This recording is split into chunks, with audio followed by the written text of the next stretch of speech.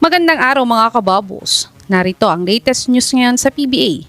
Calvin Oftana, aminadong kinausap nila si Bobo. Magnolia Hotshot star player nagpaalam na sa kanila. At isang role player ayaw maglaro sa SMB dahil tumanggi sa offer nila.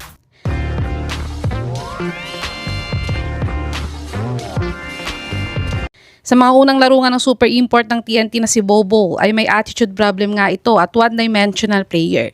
Kaya't lagi nga silang naipagkukumpara ng resident import ng TNT na si RHJ. Samantalang si Ball naman ay isang offensive threat player sa lahat ng nakalaban nilang teams. At ang kulang nga ni Ball ay ang mamasa sa ibang player dahil 1.5 assist per game lamang siya.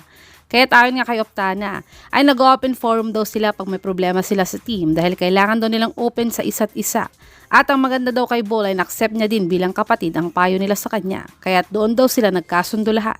Sa tingin niyo mga kababos, magtutuloy-tuloy kaya sa semis ang new and improved na si Ball Manute Ball? I-comment niyo na po yan sa baba.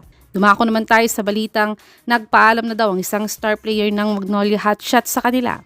Maaga nang nalaglag ang Magnolia sa PBA playoffs ngayong conference. Ito ay dahil nasa may bottom nga ng standings ang Magnolia ngayong Commissioner's Cup. At na 0-3 pa nga sila sa first 3 games nila ngayong conference.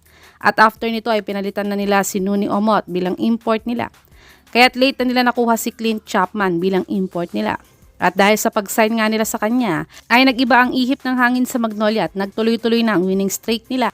Pero hindi nga ito naging sapat para makakuha sila ng twice-to-beat advantage ngayong Commissioner's Cup.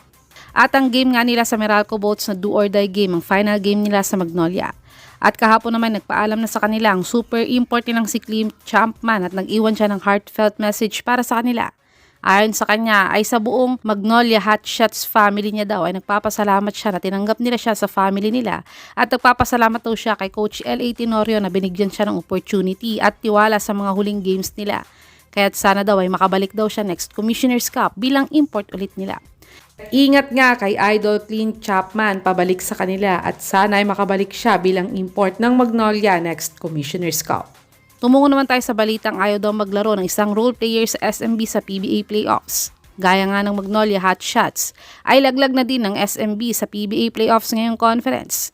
Kaya dito nga ay nakakapanibago dahil 2 o 3 pa nga ang SMC teams na umaabot dati sa PBA semis ng playoffs. At matatandaan ang inofera ng short-term deal ng SMB tutong si The Cyclone Gio Halalon. Pero ayon nga sa source na to ay tinanggihan daw ni Gio ang offer ng SMB dahil nagpapagaling pa daw siya sa injury na pina-opera niya last month. Kaya't kahit sa TNT nga hindi din siya napabilang sa final lineup nila sa PBA playoffs. Sa atin yung mga kababos, magiging game changer kaya si Gio Halalon sa SMB kung natuloy siya dito? I-comment nyo na po yan sa baba.